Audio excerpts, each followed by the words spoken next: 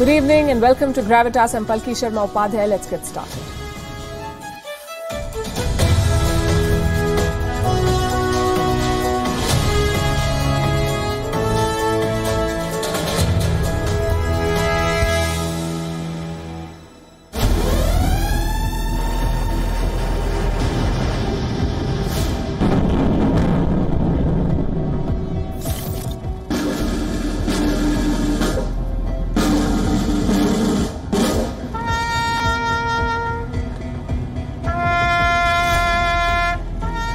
Раніше ми говорили мир. Зараз кажемо перемога.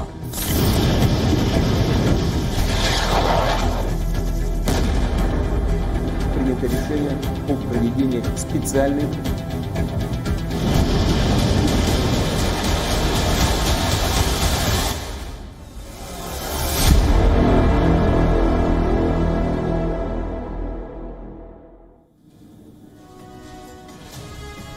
It's the 24th of August, Ukraine's Independence Day, the day it separated from the Soviet Union in 1991.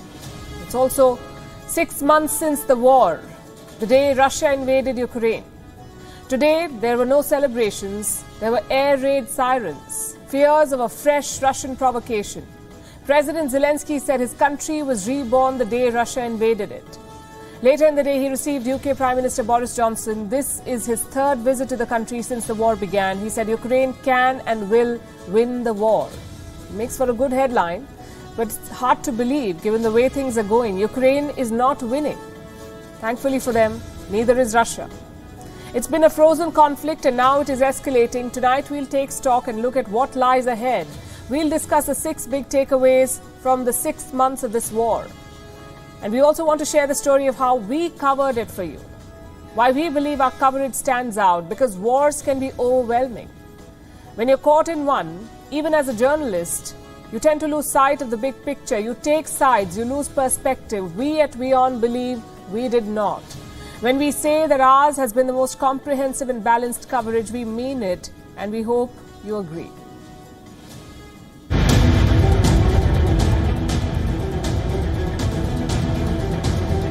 We track the conflict from ground zero.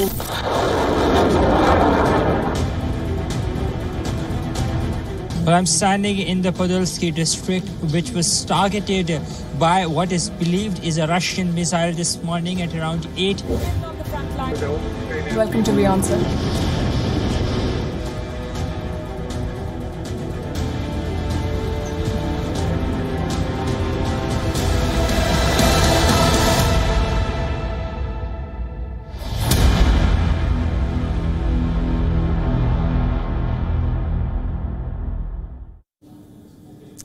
A war is many things at once. It is a humanitarian tragedy, it is a strategic maneuver, an economic crisis and a political statement, which is why reporting a war is so difficult. You cannot just focus on one part of it, you must focus on everything, the cause, the politics, the objectives, the finances, all of it put together gives you the full picture. Here at WION, we've done that. Even before the first shot was fired, we visited Ukraine, we met the locals, we talked to the experts, we visited the training fields. At that point, war was not a certainty. Yes, Ukraine was preparing for the worst, but they'd not given up hope. There was an outside chance that peace would prevail.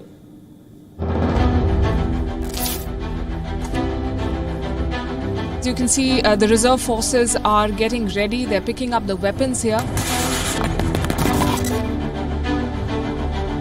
This is how it's going to look.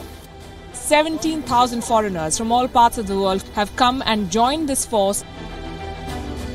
To my right is Belarus, to my left is Russia, and in front of me is Ukraine.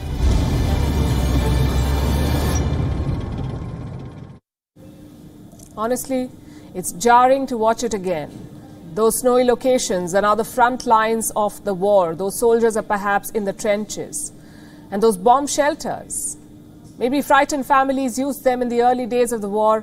Like I said, all of it is jarring. Those reports were from the first and second week of February.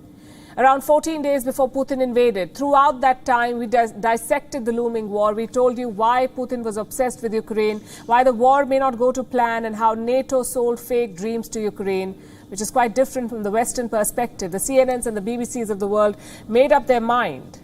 This would be a fight between good and evil. The democratic world on one side, Putin and his autocratic regime on the other. In other words, they picked a side. And don't get us wrong here, Russia is clearly the aggressor in this war. You cannot justify their invasion of Ukraine. We did not either. Instead, we tried to make sense of it. We tried to tell you why Putin invaded, why the NATO led Ukraine on. Answering those questions is key to war reporting. It's not just battlefield strategies or frontline casualties. It's also about the political calculations behind the war. Not everyone liked when we reported that. Earlier this week, they blocked our channel on the 22nd of March. No new uploads, no videos, a total block.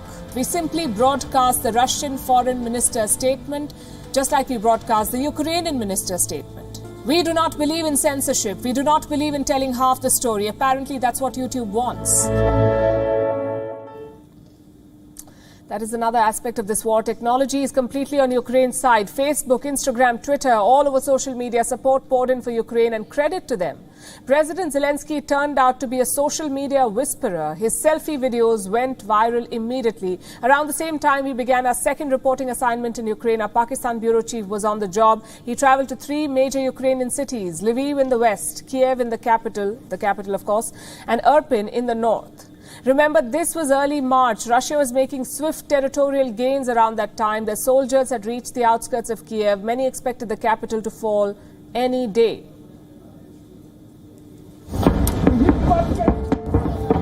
There's probably you can hear that's shelling being done right now.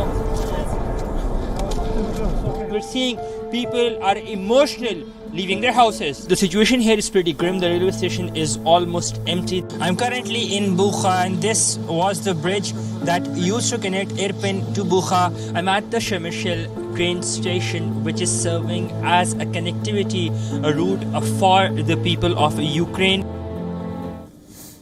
6 months later, Kiev stands strong. Today, there were muted Independence Day celebrations. President Zelensky and the First Lady attended a prayer at the St. Sophia Cathedral. They also paid tribute to fallen soldiers at the Golden Domed Monastery. It was indeed a moving occasion, a reminder of Ukraine's resolve and courage.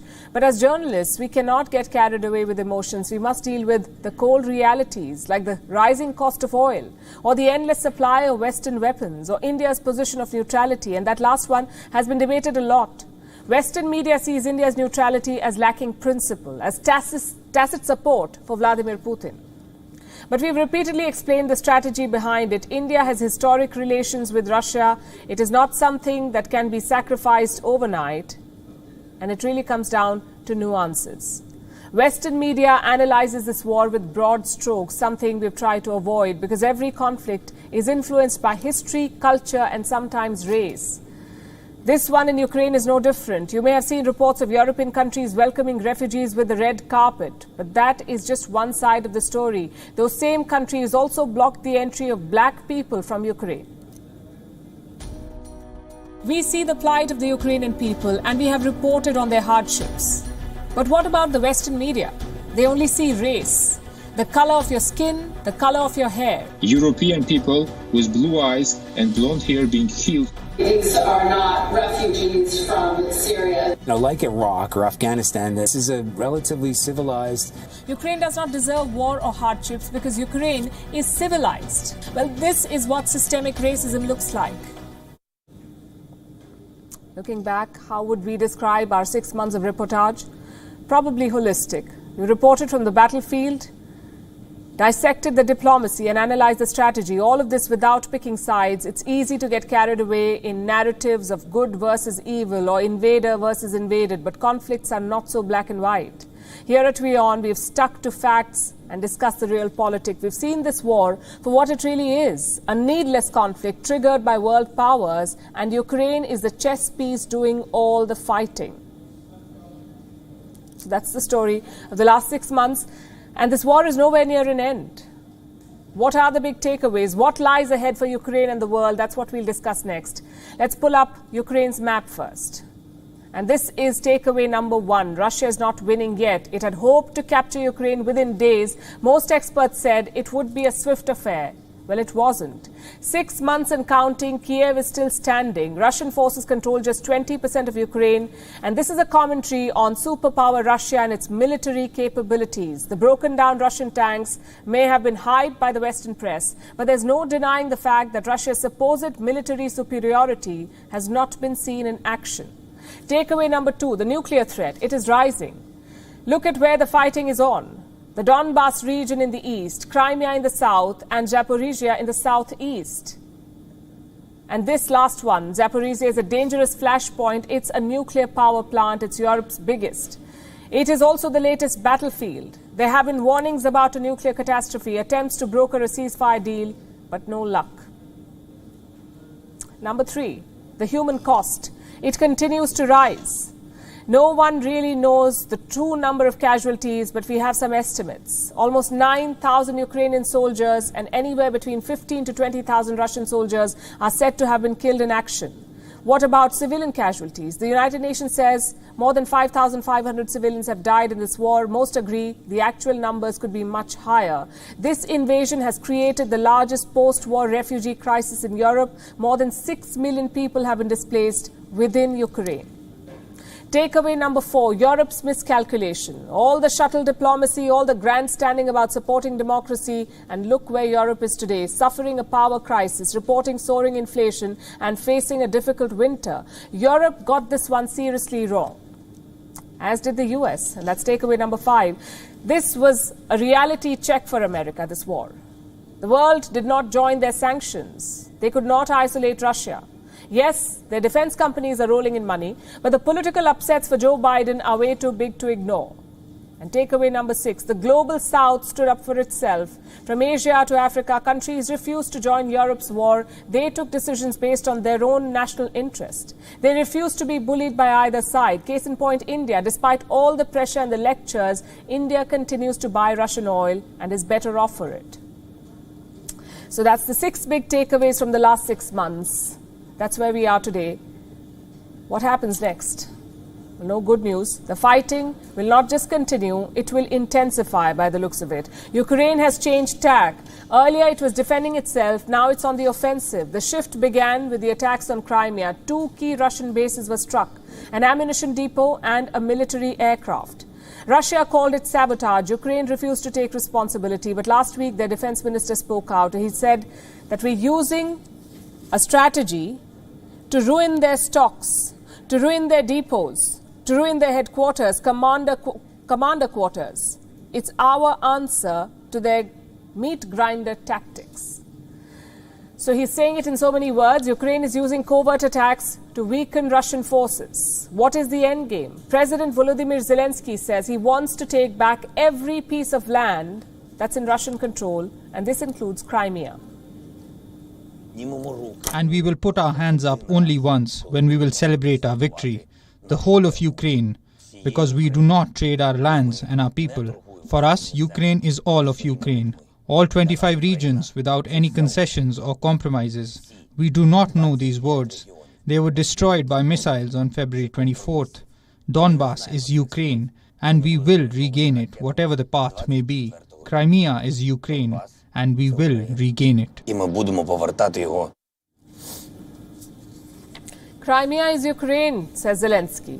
He is building diplomatic support for his military campaign in Crimea. Yesterday, Kiev hosted a conference on the liberation of Crimea. 60 countries and international organizations registered their presence. 40 presidents and prime ministers joined. This includes leaders of G7 nations. So Ukraine wants to make Crimea the new battleground. What about Russia? What are they doing? They're pushing forward, trying to take as much territory as possible while not letting go of what they have. What are Moscow's targets? Donetsk, Kherson, Luhansk, and Zaporizhia. Russian forces are already present here. The aim is to fully control these territories and integrate them with Russia. Why these 4 territories? Russia believes control over these regions is necessary to end the war. From here, they can weaken Western support to Ukraine. They can buy time and mount a larger offensive. That's apparently the plan. In July, President Vladimir Putin signaled the making of a bigger offensive.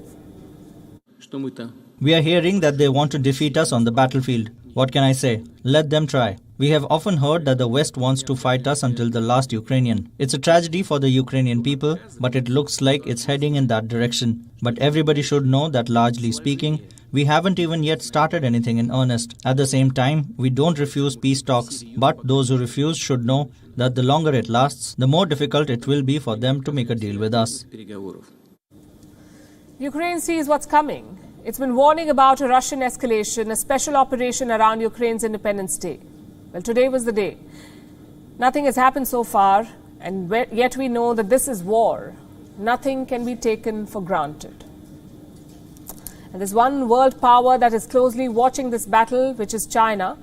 The Communist Party has studied the fall of the Soviet Union extensively. It took lessons from the fall of the USSR to secure its grip on power at home.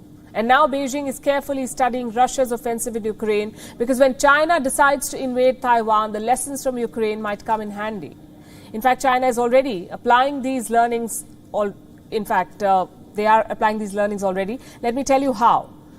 What is the most obvious takeaway from the war in Ukraine? That no modern-day war can end swiftly. Russian forces were overconfident. They believed they could swiftly capture Kiev. It did not happen. Ukraine's forces were able to defend their capital. Western weapon supplies boosted Ukraine's firepower. And this forced the Russian forces to retreat to their strongholds. What has China learned from this? That it's going to need a lot more firepower to invade Taiwan. So Beijing now wants to build more warships. A new report has some details on this plan. It says the Communist Party has recently given new orders. They have restarted the construction of guided missile destroyers. What's a guided missile destroyer? It's basically a warship. It is equipped to launch guided missiles. Now, these are weapons that can dictate their own path. They can chase targets and strike them without the need for constant human interference. China is said to be building 5 missile destroyers for its navy. Some pictures have come out. These are from the Dalian shipyard in northern China. These are the warships under construction. Why does China need more destroyers? To create a blue water navy, a fighting force on the high seas that can operate almost anywhere in the world. China wants to compete with the US military. It wants the ability to challenge the US in any theater of conflict. Dominating the high seas is a big part of that plan. And for that, China needs a massive navy first. By 2031, it plans to add at least 5 aircraft carriers, over 60 cruisers and destroyers, a range of logistical vessels, and strategic bombers. With this firepower, China will dominate the Indo-Pacific, or it hopes to.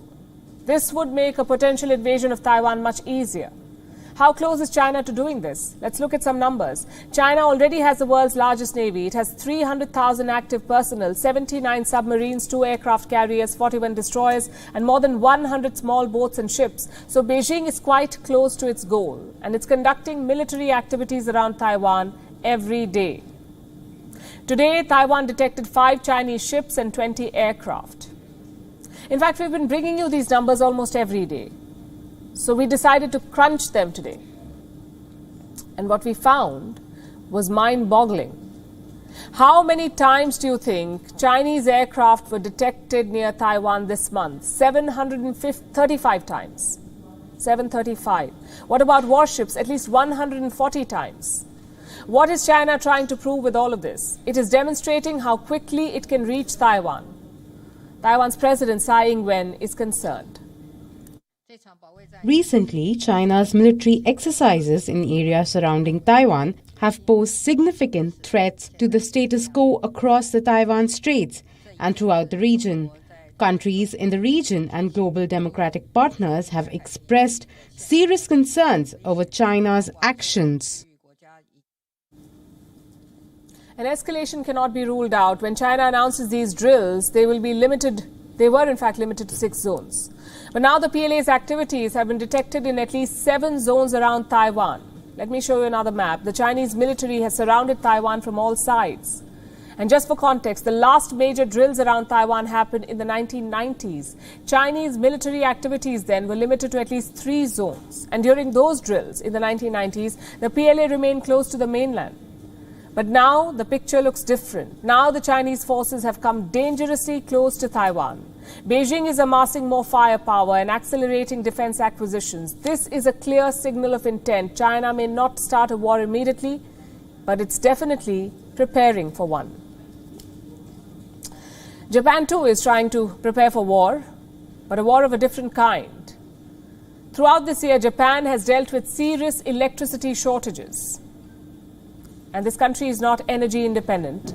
Japan relies on imports for most of its energy supplies. Rising demand and record high prices have raised the risk of blackouts. Japan's Prime Minister Fumio Kishida has a new plan. He wants to start using Japan's nuclear power plants again. But will his people support him? Our next report tells you why this plan is so controversial. It was a disaster that shook the world. In 2011, a tsunami wave smashed into a nuclear plant in Japan. It caused the world's worst nuclear disaster since Chernobyl. Japan, shaken up by that nightmare, dialed back its use of nuclear power. 11 years after that disaster in Fukushima, a major shift is happening. Tokyo now wants to switch on all of Japan's reactors. With regards to nuclear power plants, on top of ensuring the operation of the 10 already restarted reactors, the country will fully work toward restarting those reactors across the country that have already received permission. This is a controversial policy shift. When Fukushima happened, Japan had 50 operational nuclear power reactors. 46 were switched off. But recently, some plants were turned on again. As of April 2021, 9 more reactors were put back into service. Another 14 were under review. Kishida wants to operationalize all available reactors. And he doesn't intend to stop there. He plans to build new nuclear power plants too. Japan had almost dumped nuclear power. Now it is taking a complete U-turn. The reason is a brewing power crisis. Earlier this year, Tokyo narrowly avoided a power crisis. An earthquake took several coal and gas-fired power plants offline. It led to a serious shortage of electricity. The Japanese government sounded an alarm. Households and businesses switched off their lights to save electricity. Offices sent their workers home early. The Tokyo Sky Tree Tower is the tallest structure in Japan.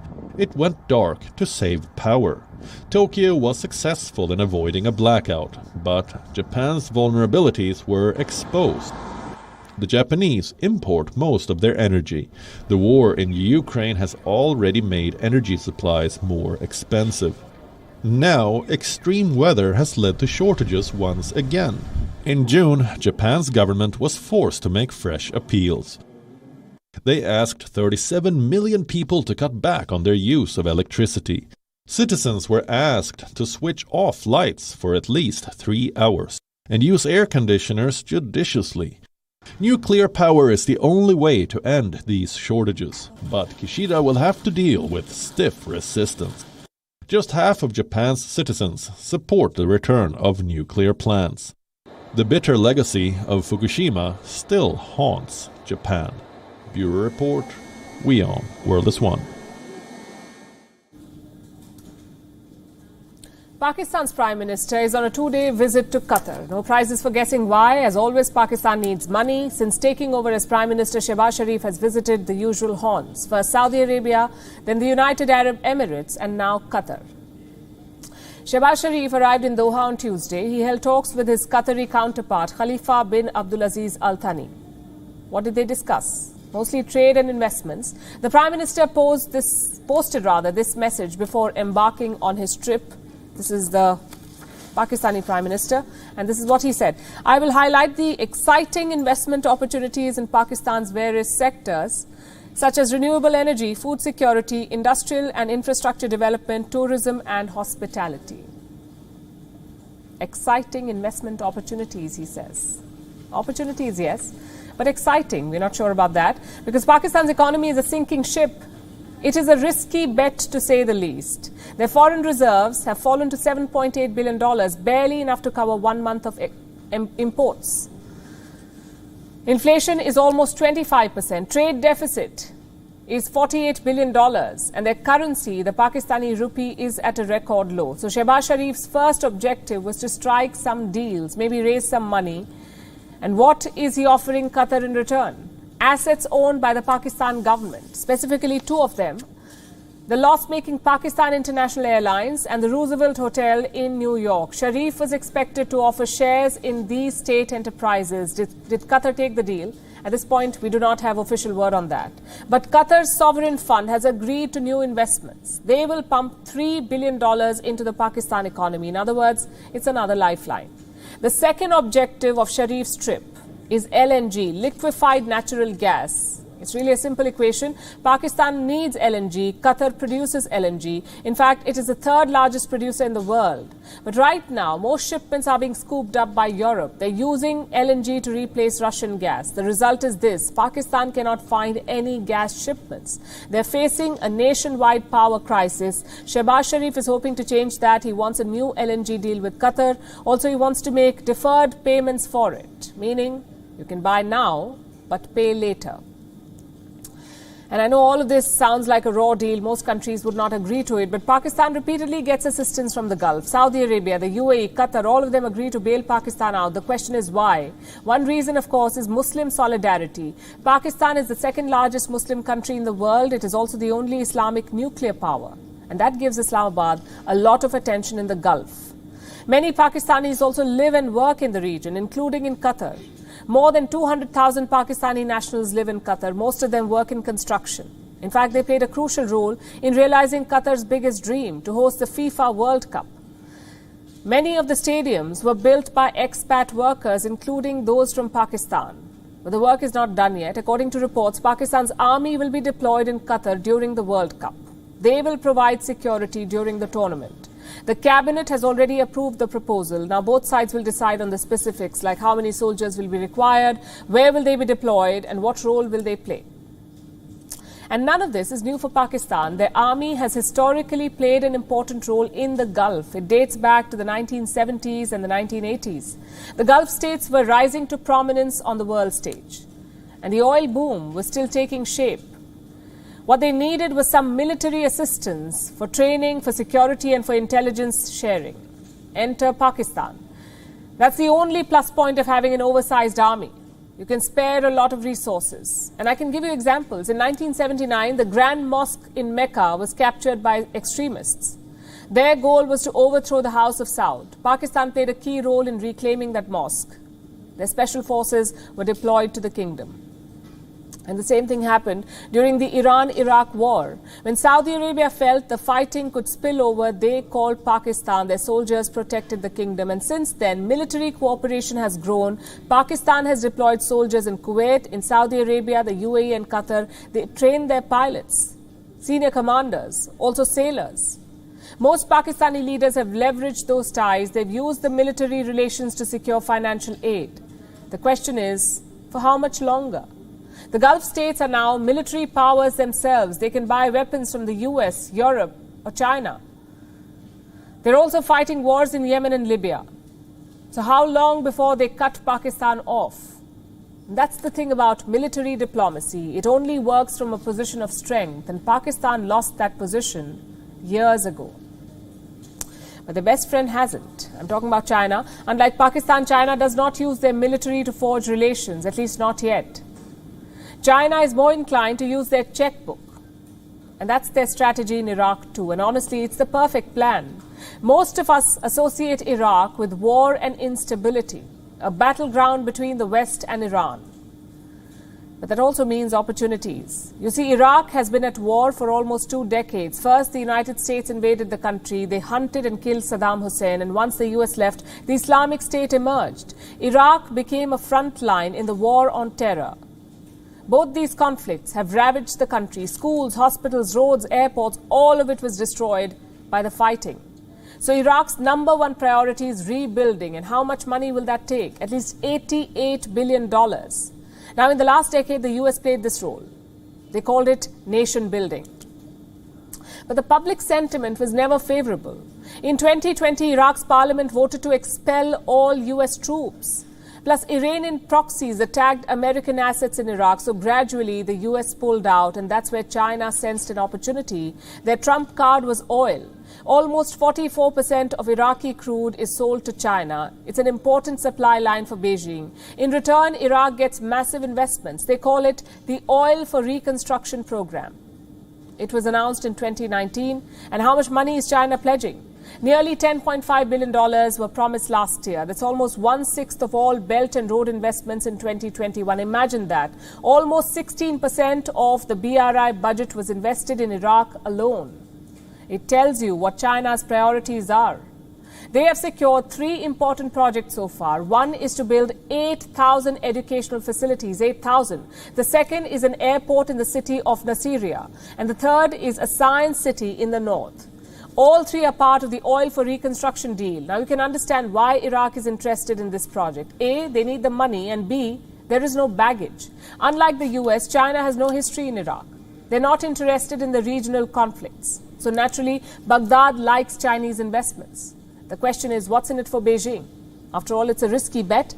Even now, there is no political stability in Iraq. In fact, a powerful cleric is shaking up Iraqi politics as we speak. His name is Muqtada al-Sadr. You could call him an Iraqi nationalist. His goal is to create a fiercely independent Arab state. No influence from Iran, no influence from the West.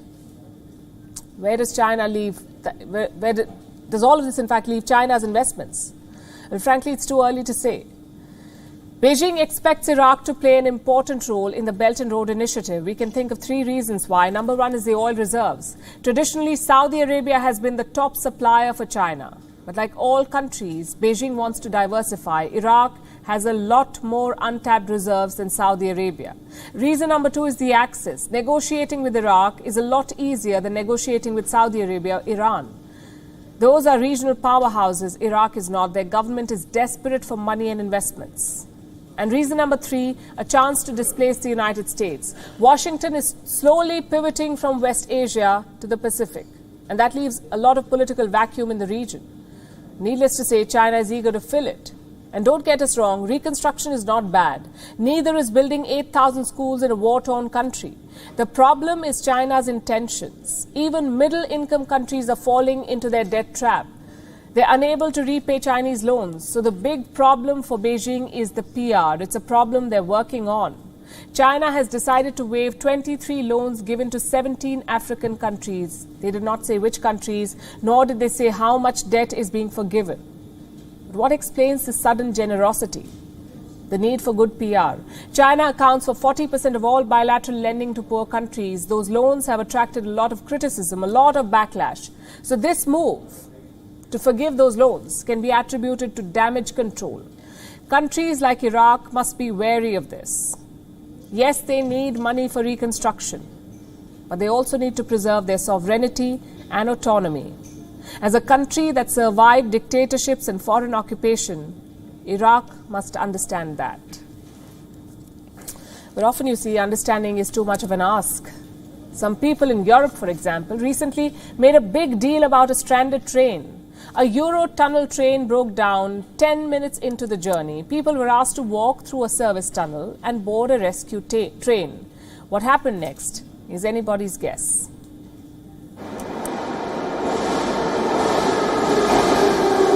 Have you ever been on a train or a metro that's broken down? Were you told to deboard, wait a little and then walk to a rescue train or a metro? Things like this happen, and they happen all the time. But when they happen in Europe, it is headlined as a disaster movie. Take, for instance, what happened at the Eurotunnel, when a journey that was supposed to take 35 minutes took 6 hours. The ordeal became an issue as big as the war. The story first. A train was travelling from Coquelles in France to Folkestone in the UK. It was travelling through the Channel Tunnel. This is the longest undersea tunnel in the world. It passes under the seabed of the English Channel for 38 kilometers. 10 minutes into the journey, the train's lights went out and it came to a halt. The authorities were caught unprepared and the passengers panicked. The train's technicians tried fixing the problem, but there was no hope. So after a couple of hours, the passengers were asked to leave the train. They were told to take a service tunnel to the rescue train. They had to walk for 10 minutes. Some along with their suitcases, some with children and pet dogs. Then a rescue train arrived and took them to their destination. Now, was it such a big deal? One passenger told the media. Several people were freaking out about being down in the service tunnel. It's a bit of a weird place. Another said it was like a disaster movie. You were just walking into the abyss, not knowing what was happening. We all had to stay under the sea in this big queue. How long did they have to walk again? 10 minutes. Many captured videos of the service tunnel, calling it terrifying. We are not undermining the ordeal of the passengers. Being stranded in a tunnel can be horrifying to some. But for the rest, was it really such a big deal? Technical glitches happen all the time around the world. Machines break down, and this was not even the first such incident in the Eurotunnel. Back in 2016, too, a train was stuck mid-journey. Yes, the authorities could have been better prepared. Yes, the disaster response could have been more prompt. And yes, this makes you question Europe's capability to handle a glitch as basic as this. The railway services say they will contact every passenger and compensate them individually. Passengers are offended they were not greeted with food at arrival. Some complained about the long queues at the terminal's Burger King, and it was just another day in First World Europe.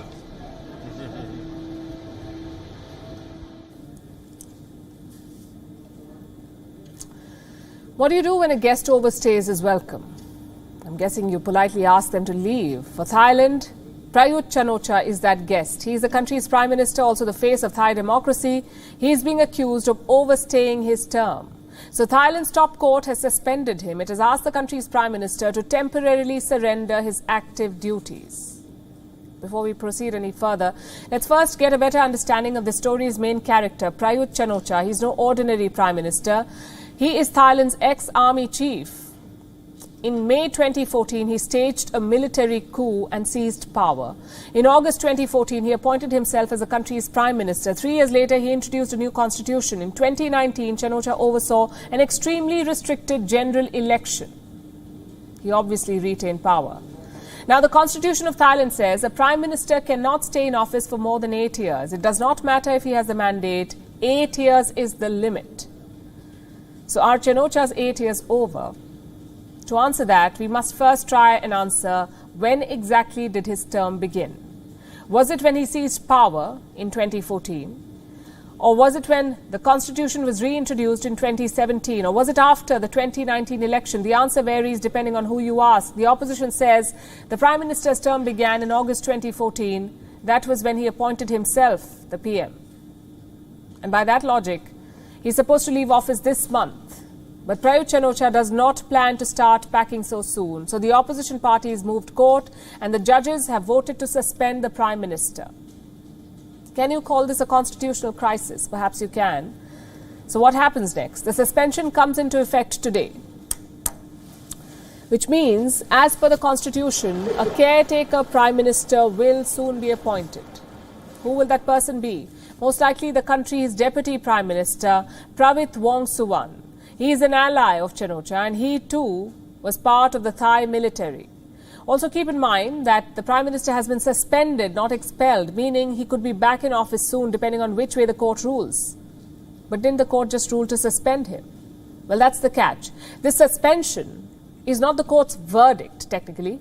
The court has said that it is suspending the Prime Minister until it hears the case.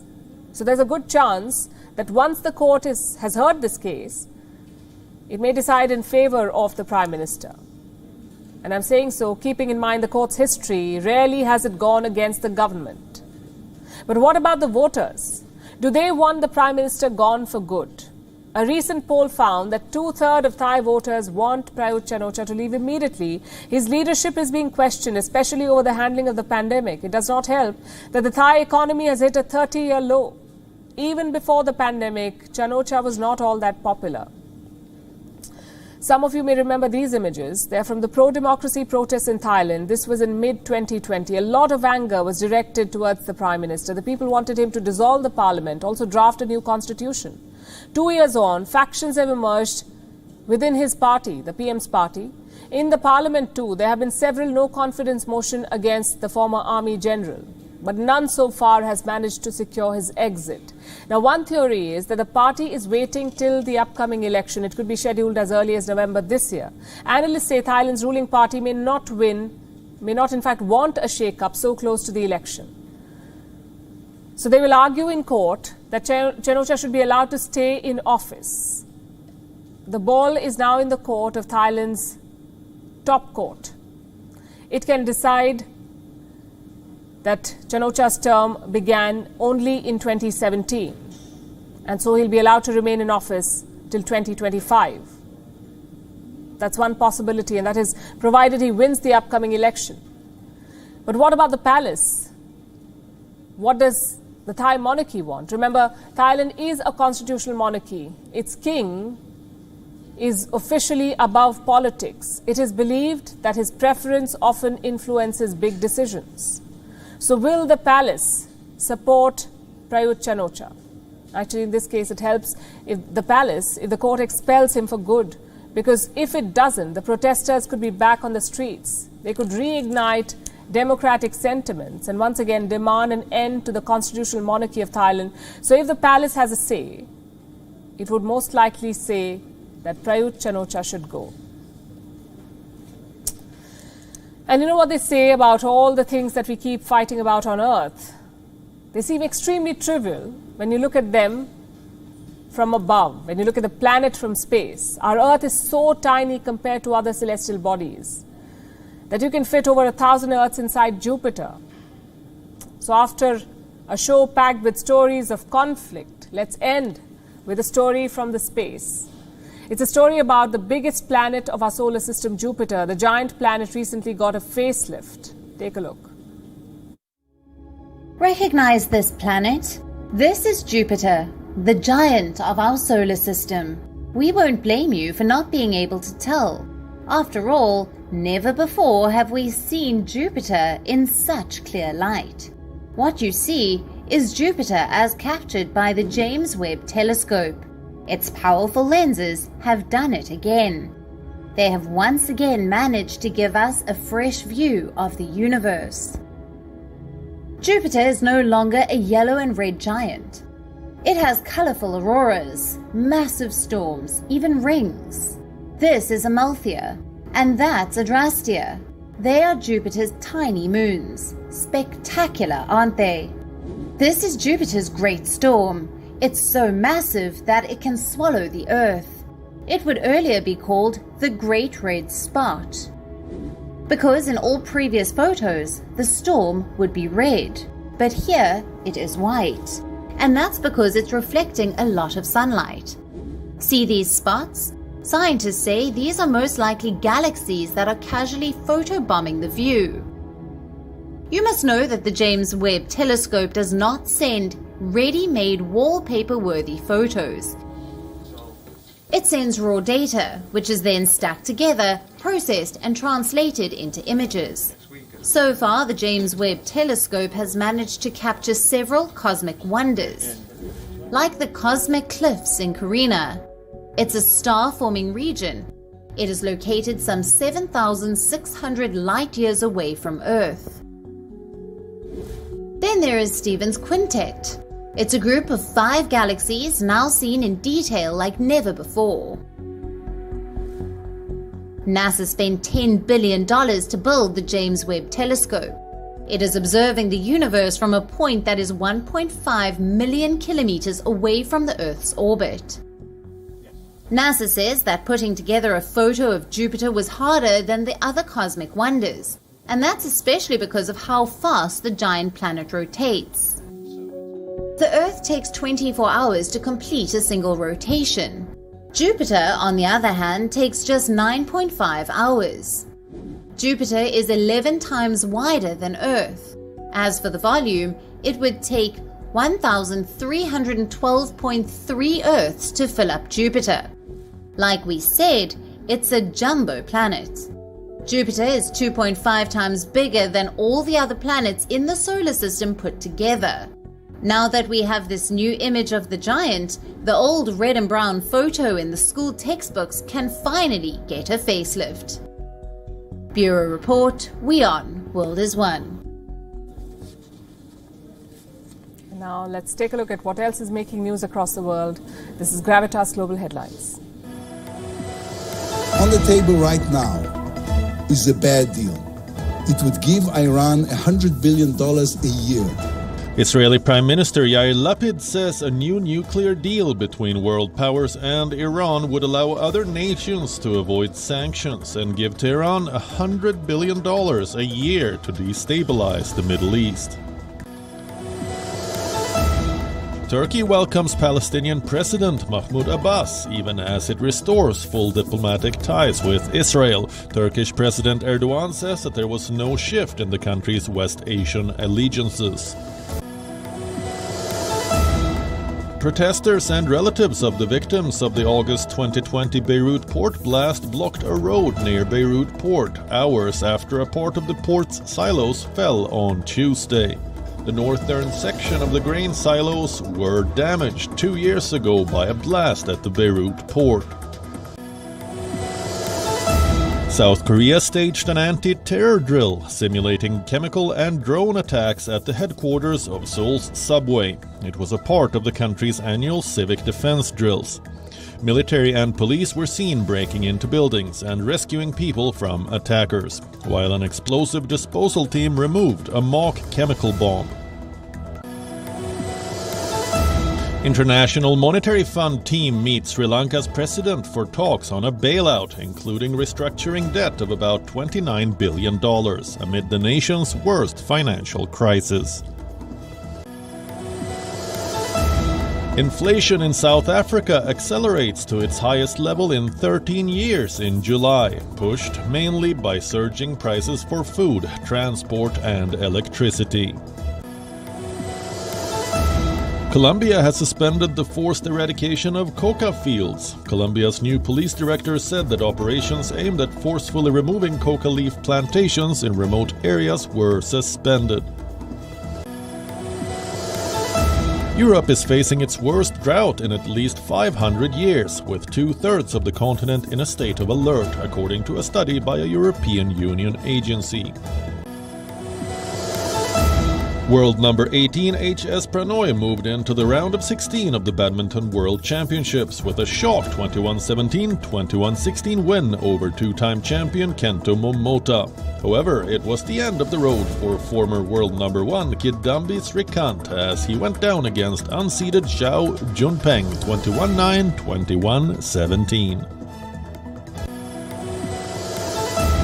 Former women's world number 1 Angelique Kerber has announced that she is pregnant and will take a break from tennis for the next few months. The 2016 champion will also miss the US Open, which starts next week. With that, it's a wrap. We're leaving you with Gravitas Images. Thanks for watching.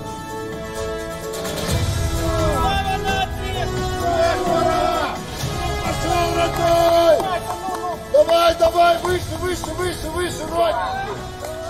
Выше, выше, выше, выше! Пошел, пошел, пошел, пошел! Давай, давай, давай!